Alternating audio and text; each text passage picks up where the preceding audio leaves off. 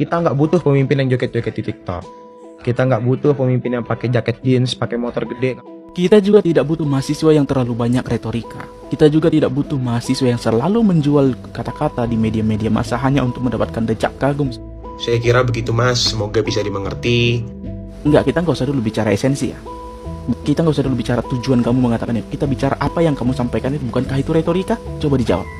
Apa pentingnya dia ngomong gitu? Kenapa dia nggak to the point aja?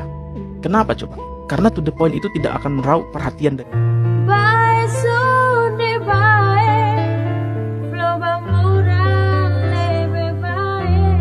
Kita nggak butuh pemimpin yang joget-joget di TikTok.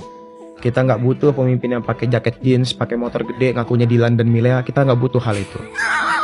Kita butuh pemimpin yang bisa ngomong gimana caranya mempertahankan lingkungan hidup agar anak cucu kita bisa bernapas lega tanpa polusi 20-30 tahun ke depan. Jadi kita akan menguji gagasan tiap baca pres yang hari ini sudah mengumumkan dirinya ya. Kan ada 3 sekarang. Ada Pak Ganjar, ada Pak Anies, ada Pak Prabowo gitu.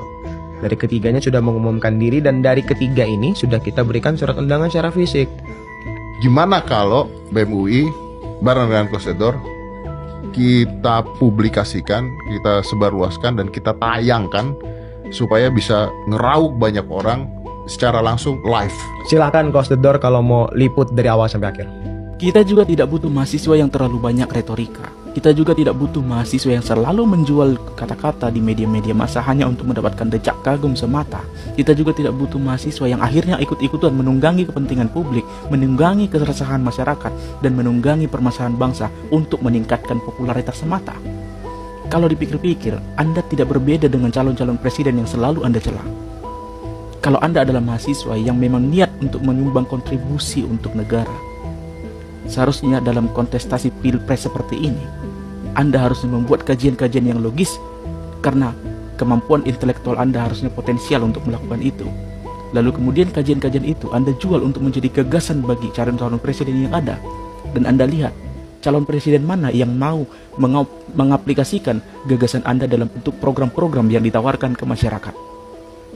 Dan ketika dia terpilih menjadi calon presiden, dan program-program yang Anda tawarkan itu benar-benar direalisasikan, saya persilahkan Anda untuk merasa bangga bahwa Anda berkontribusi untuk negara. Kita memang butuh mahasiswa yang kritis, tapi bukan sekedar mahasiswa yang menjual kata-kata yang puitis. Halo semua, sebenarnya saya pengen respons video tempat komen ini berada.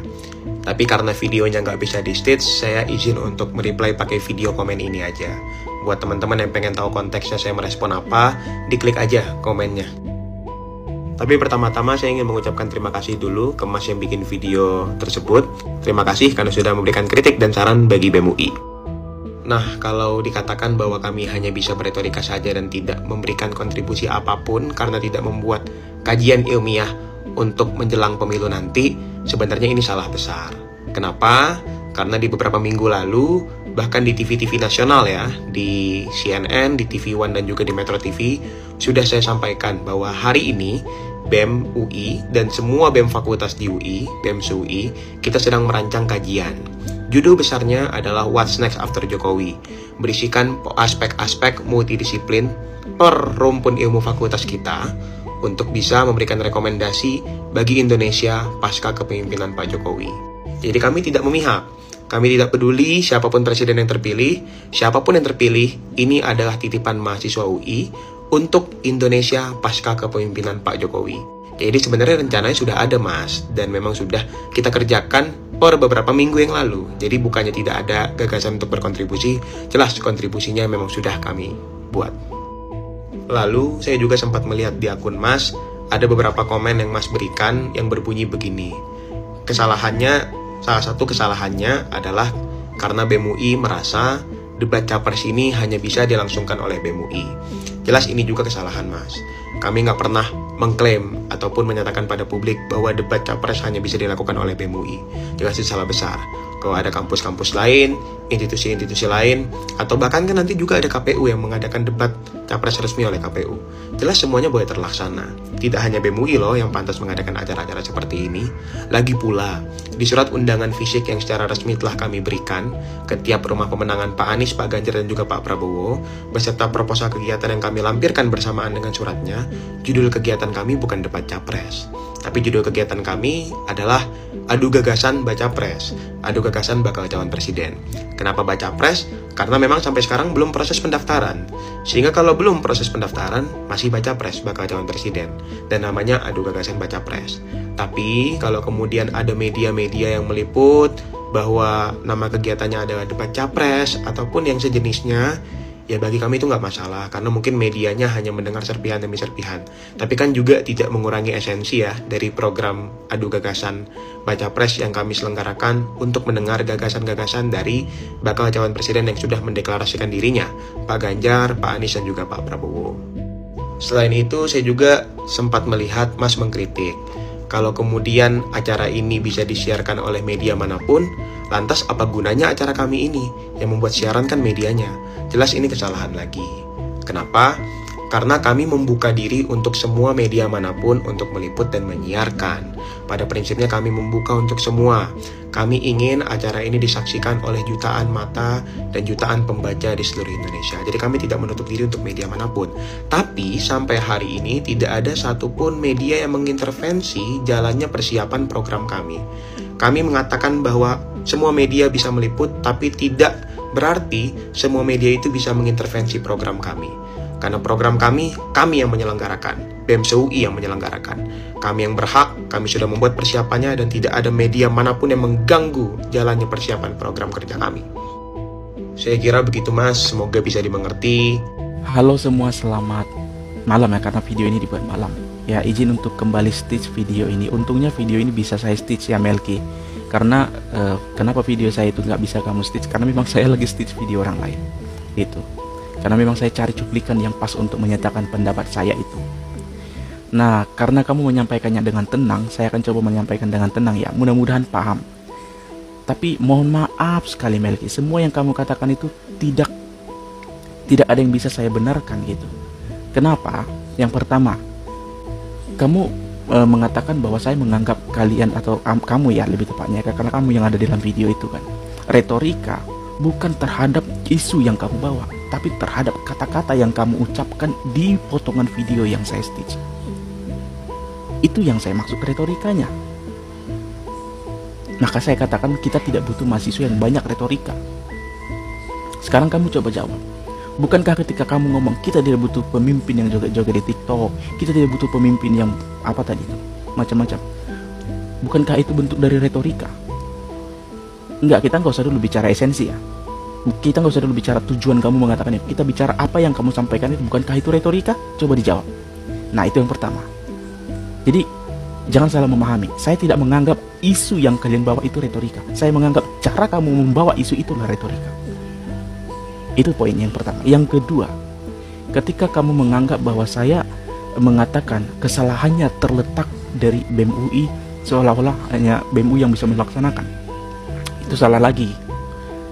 Mungkin karena udah banyak komentar terus kamu nggak baca ya Melki. Tapi intinya kesalahannya terletak pada pemahaman kamu yang keliru. Seakan-akan saya mengatakan itu untuk memprotes BEM UI-nya, bukan ya. Saya juga nggak pernah bilang kalian pernah mengatakan itu. Yang saya katakan adalah bahwa ada komentar yang mengatakan bahwa baru BEM UI yang bisa bikin itu, kira-kira gitu. Saya lupa persisnya, tapi intinya dia bilang baru BEM UI yang bisa bikin itu. Salahnya di mana? Ya saya bilang kesalahannya terletak pada anggapan bahwa baru BEM UI yang bisa bikin itu. Itu kira-kira. Nah, jadi biar paham dulu gitu. Jadi itu salah lagi. Oke, udah berapa salah tadi? Nah, yang berikut soal kajian. Nah, ini penting. Saya tidak menganggap kalian tidak bikin kajian loh Mel. Saya juga udah dengar. Nah, kalau kamu bilang saya seakan-akan nggak dengar, saya dengar semua itu. Di TV One, di CNN, termasuk di Deddy Corbuzier. Saya beberapa kali ketik di kolom komentar, saya itu dengar 19 menit setelah diupload Mas Deddy. Itu. Nah, soal kajian. Kembali ke tadi soal kajian. Saya tidak bilang kalian tidak punya kajian, saya tidak buat kajian. Yang saya persoalkan, kalian ngomong dulu baru mengkaji, itu problem. Itu yang saya maksud, kalian mendulang popularitas dulu. Yang penting publiknya wow dulu. Itu salah, Melki. Dalam peristiwa yang sensitif seperti ini, seharusnya Anda sebagai mahasiswa itu tidak berbuat seperti itu. Dikaji dulu dong, dikaji dulu, baru lempar ke publik. Itu yang saya sampaikan. Setelah kajian Anda yang Anda sebut itu didasarkan dari banyak fakultas itu selesai, lempar dia ke publik, lalu ajak adu gagasan untuk capres-cawapres. Itu poinnya. Nah, saya kira itu aja tadi yang di komentar ya. Selebihnya saya lupa lagi tadi apa. Intinya poin-poin besar yang ingin saya jawab itu kira-kira gitu. Jadi ada kesalahan cara Anda untuk memahami apa yang saya sampaikan. Halo semua, sepertinya banyak orang yang gagal paham dengan apa yang saya maksud di video saya sebelumnya. Banyak orang menganggap saya seakan-akan orang yang anti terhadap mahasiswa yang kritis. Padahal itu adalah kekeliruan berpikir yang seharusnya tidak dikonsumsi oleh publik, teman-teman. Saya katakan mereka hanya kebanyakan retorika. Karena apa? Karena faktanya hari ini yang mereka jual memang retorika.